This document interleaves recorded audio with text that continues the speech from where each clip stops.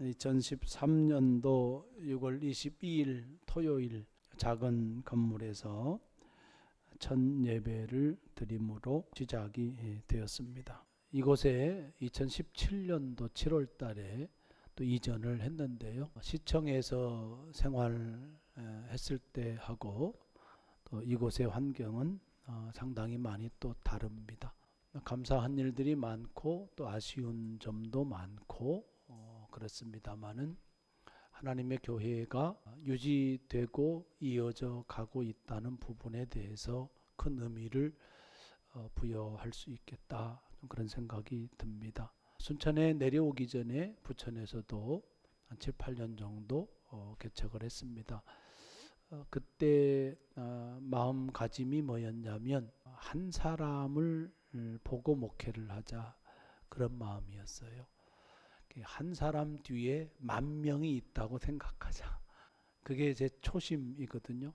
한 사람을 잘 훈련해서 제자 삼으면 그건 목회에 큰 의미가 있다, 그런 자세로 임했습니다. 지금은 어떤가? 제 마음이, 그런 초심이 지켜지고 있을까?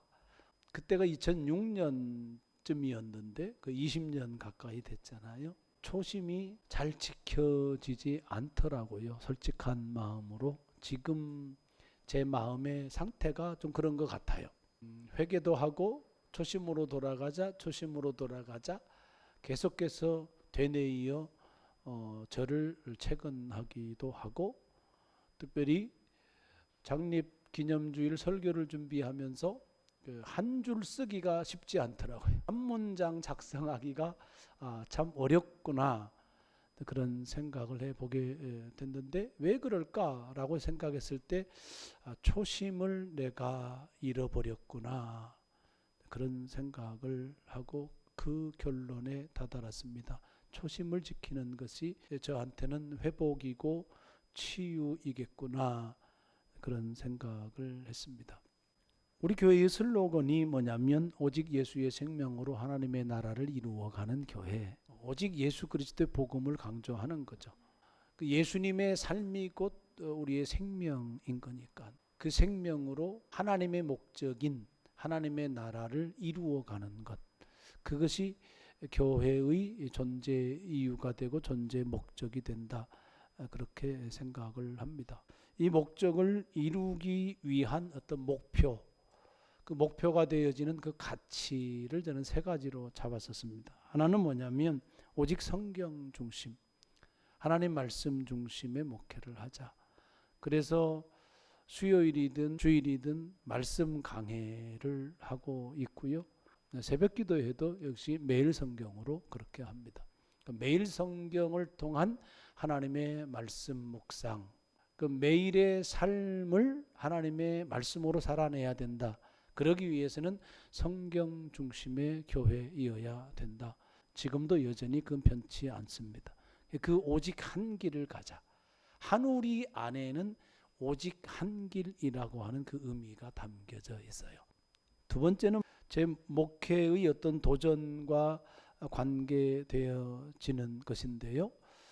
긍휼한 사역, 불쌍히 여기는 사역, 자비를 베푸는 사역, 초대교회뿐만 아니고 예수님의 삶에서 고스란히 드러나기 때문에 사람을 긍휼히 여기고, 그것이 아픈 사람이든 죄인이 되었든 부자가 되었든 그 누가 되었든 사람을 볼 때 긍휼히 여기자, 불쌍히 여기자, 하나님의 긍휼의 성품을 담는 교회가 되자. 그건 긍휼이다, 불쌍히 여기는 마음이다. 때로는 이것이 흔들리고 이것이 무거운 짐이 되고 그럴 경우가 많습니다.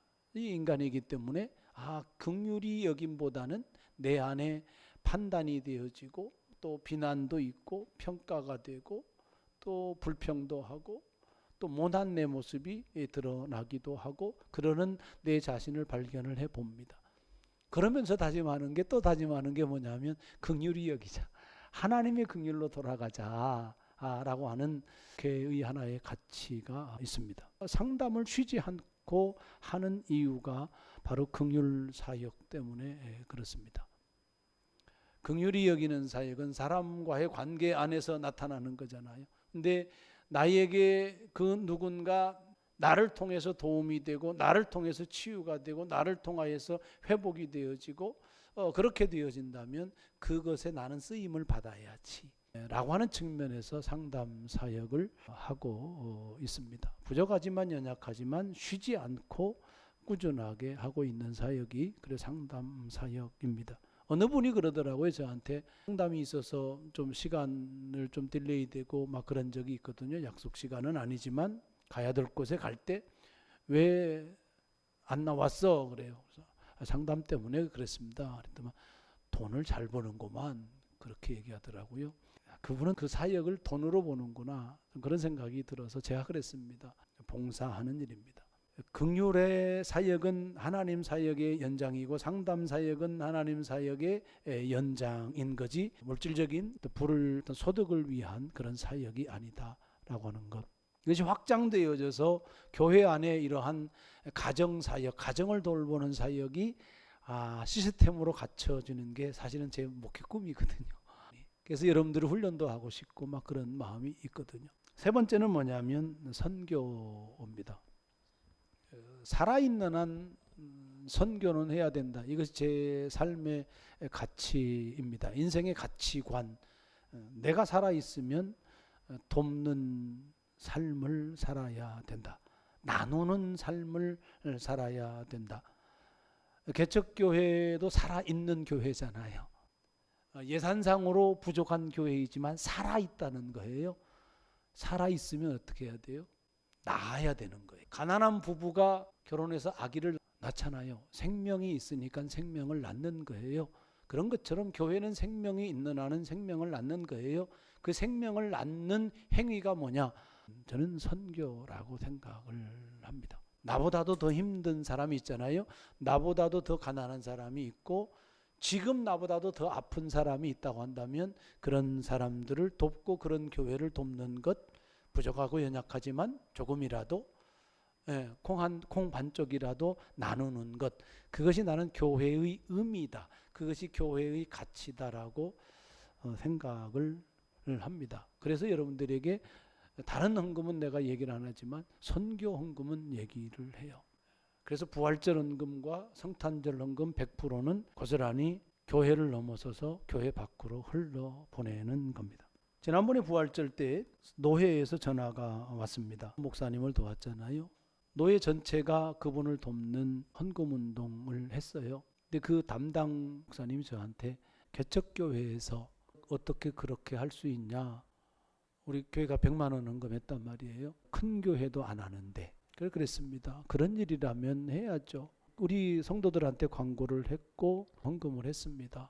많지는 않지만 그러나 우리 교회에서는 그래도 최선을 다했다라고 생각을 합니다. 그렇게 얘기했습니다. 살아있는 교회는 살아있는 표가 나야 되는 거예요. 생명을 낳는 그 가치는 뭐냐면 생명을 흘려보내는 거예요. 그 물질이 됐든 마음이 됐든 우리의 몸이 됐든. 근데 중요한 것은 뭐냐면 몸이 가야 되고요. 시간이 허비돼야 되고요. 물질이 흘러가야 되는 거예요. 마음만 기도만 위로가 돼요? 아닙니다. 흘려보내는 것 나눔인 거예요. 나는 그것이 크다라고 생각을 해요. 한 우리의 의미 가운데 이 한 아름이라고 하는 뜻이 있어요. 크다라고 하는 뜻이 있는 거예요. 한 우리 가치 안에 크다라고 큰 선교의 꿈이 있는데 액수가 많아서가 아니라 우리가 할 수 있는 부분에 대해서 진심으로 기도하면서 그 심령을 생각하고 그 대상을 생각하면서 나누는 것 그게 크다. 12년이 지난 지금 한우리교회를 어떻게 평가해야 되지? 이건 저에 대한 성찰과 저를 사실은 평가를 해야 되는 게 맞아요. 생각을 해보면 A4지 한 20장 분량은 나올 것 같아요. 써지지가 않는 거죠. 너무나 부족하고 연약한 부분이 많아서 오직 예수님의 생명으로 하나님의 나라를 이루어가는 교회 삶에서 이루어 가야 되는데 그 과제가 여전히 우리에게 존재한다라고 하는 것 그렇게 좀 생각을 해보고요. 가치에 대한 평가 성경 중심의 복음을 지향하고 그에 걸맞는 예수님의 제자로 살아가는 삶이에요. 여러분이 귀가 따갑도록 제가 말씀을 강조하고 매일 성경을 강조하고 거기에 기반한 말씀과 기도의 영성 균형을 이야기합니다. 지금 여러분들 따라오기가 힘들고 지치고 때로는 그렇을 겁니다. 그래도 잘 따라오고 있다. 제 리더십에 비해서 여러분들이 잘 하고 있다 이렇게 평가를 하는 거죠. 그럼에도 불구하고 과제는 분명하게 있는 거예요. 어떻게 예수님의 제자가 될까라고 하는 거예요. 어떻게 믿음이 성장하고 우리의 인격이 성장해서 이것이 공동체에 심어질까라고 하는 거예요. 예수님의 제자 되기가 한 우리 교회의 공동체에 어떻게 심어질까라는 이야기입니다. 이걸 넘어서서 여러분의 가정에서 어떻게 내가 예수님의 제자로 엄마로 살아가고 아빠로 살아가고 아내로 부부로 그래 살아갈까라고 하는 부분이 우리의 과제가 되어지는 거예요. 여기에 대한 평가 점수는 몇 점을 줄까라고 했을 때 여러분들 한번 성찰을 해봐야 되는 거죠. 그런 측면에서 우리는 성경 공부도 해야 되고 여러 가지 훈련을 해야 될 필요가 있는 거죠. 전도 훈련도 해야 되고 묵상 훈련도 더 해야 되고 공동체 생활에 대한 리더십 훈련도 해야 되고 많은 훈련들, 섬김의 훈련도 해야 되고 예배 훈련도 해야 되고 많은 훈련들이 있는 게 사실인 거죠.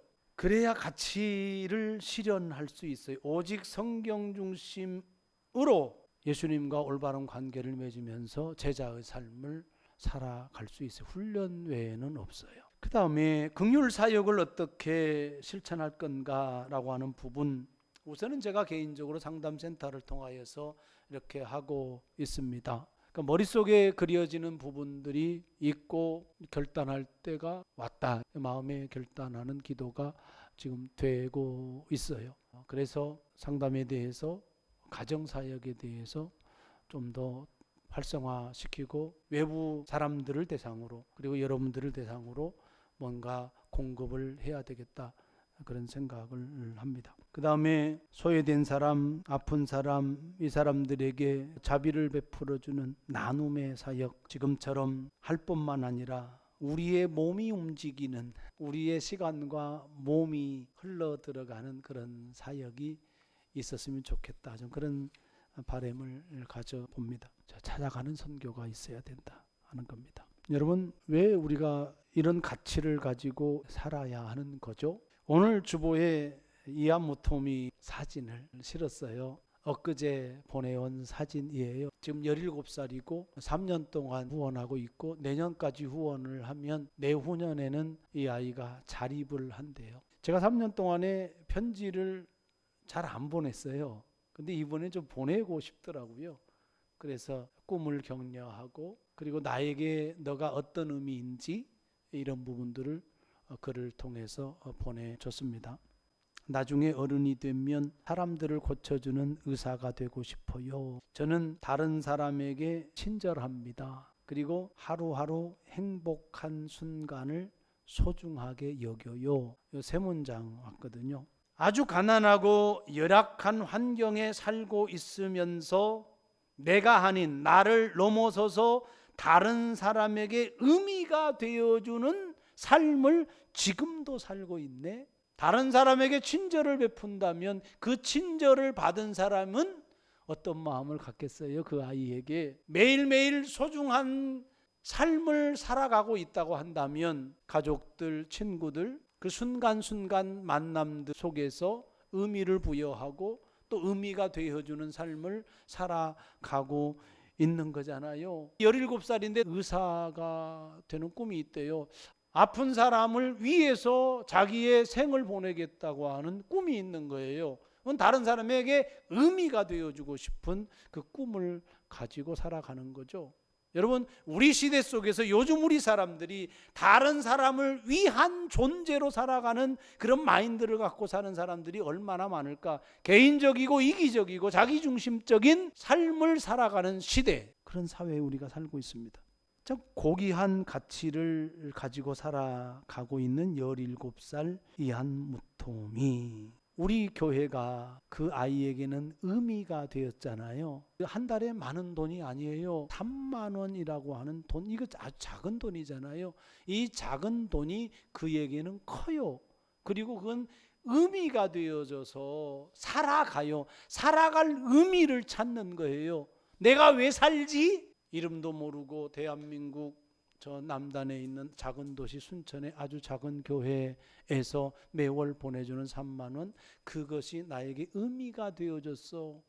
그리고 그 의미 때문에 나는 살아갈 이유가 더 생겨났고, 그리고 꿈을 갖고 나도 다른 사람의 의미가 되어줘서 살아야지. 여러분, 왜 우리 교회가 목적이 있고 왜 가치를 정하고 열정과 헌신을 다하여서 그에 맞는 사람으로 살아야 하는가? 라고 했을 때는 다른 사람에게 의미가 되어주기 위해서 그런 거예요. 그것은 다른 말로 바꾸어 말하면 예수님을 닮아 살기 위해서 그런 거예요.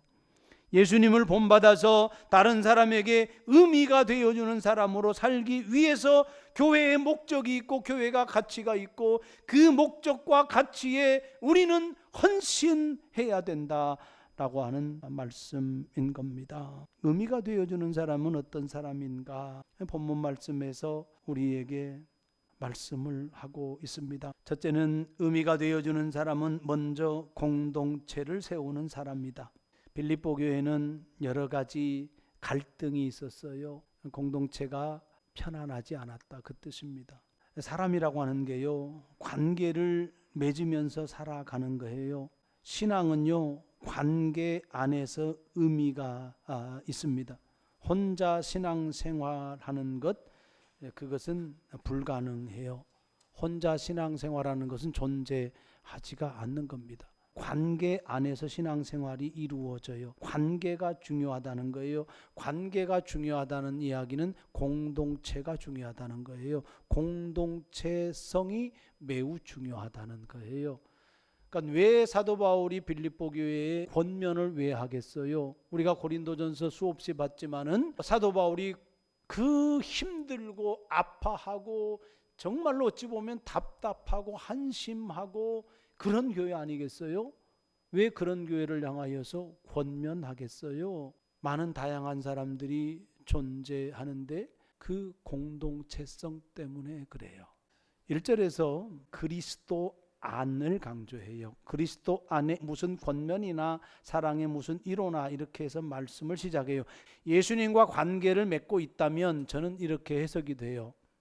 그리스도인이라면, 예수님의 제자라면, 이런 뜻으로 제가 들려요.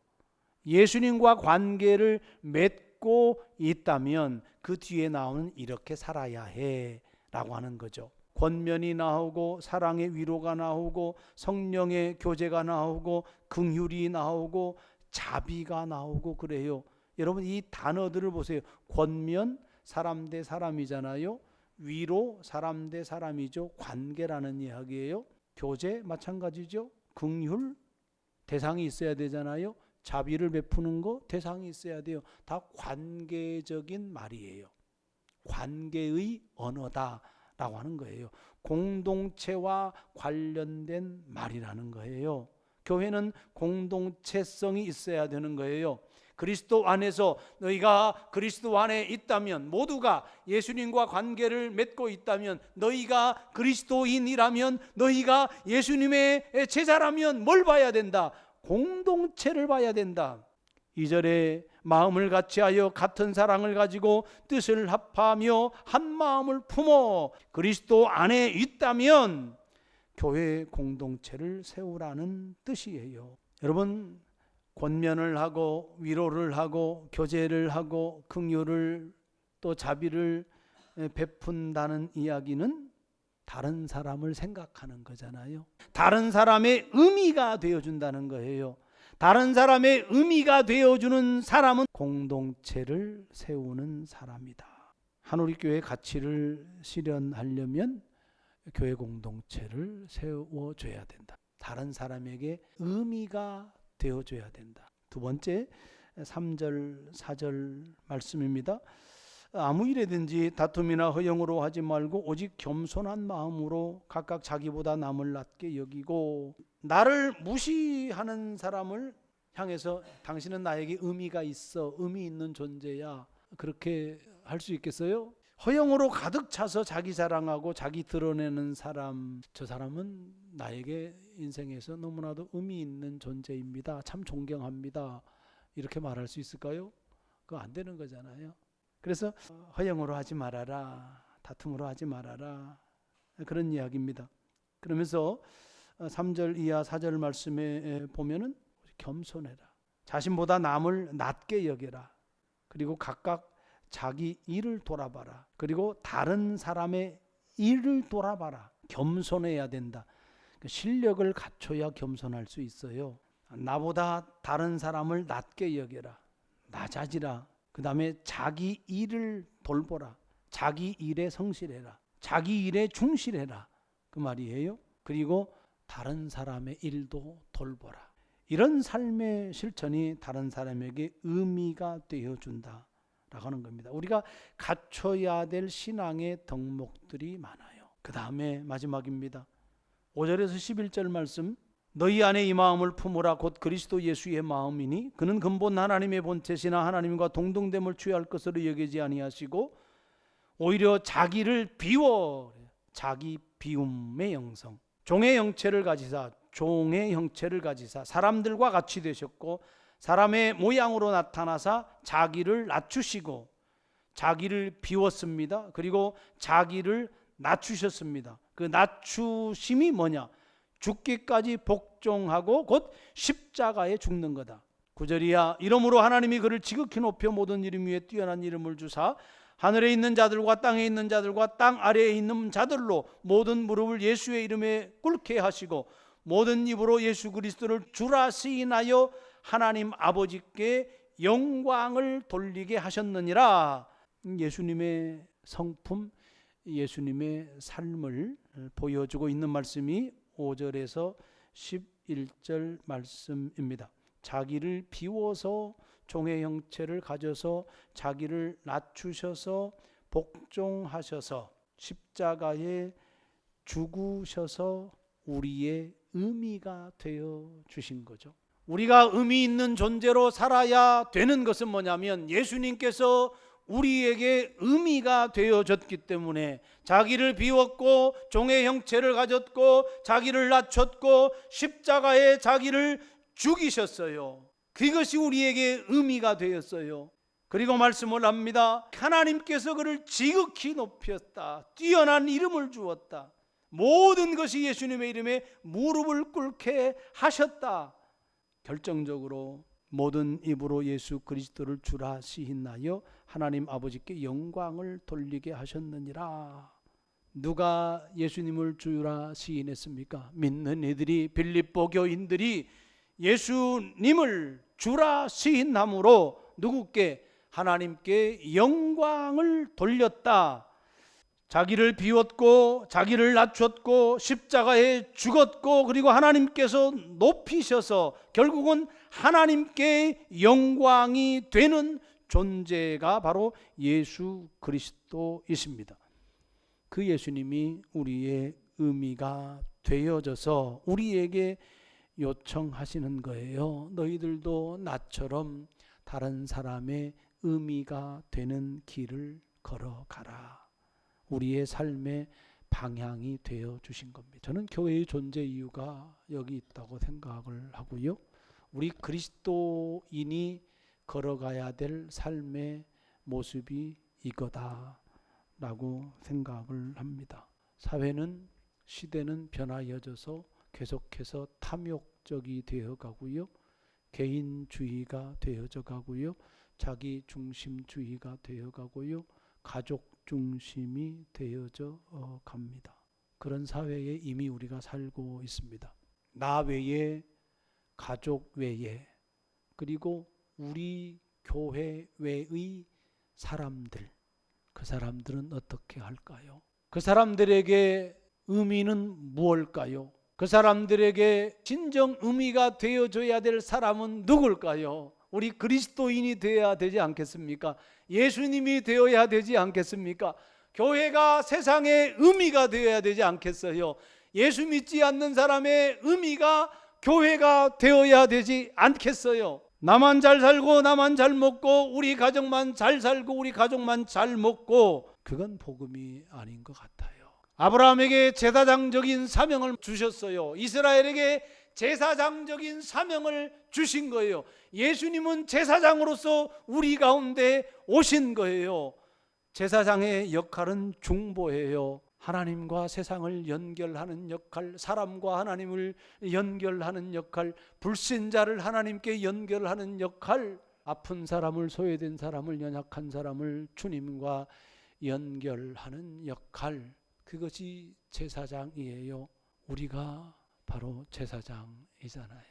예수님의 삶으로 다른 사람에게 의미가 되어주는 그런 참다운 교회로 그렇게 살아야 합니다. 그런 믿음이 우리 가운데 있기를 원하고 우리 교회가 그렇게 세워져 가기를 주의 이름으로 간절히 축복합니다.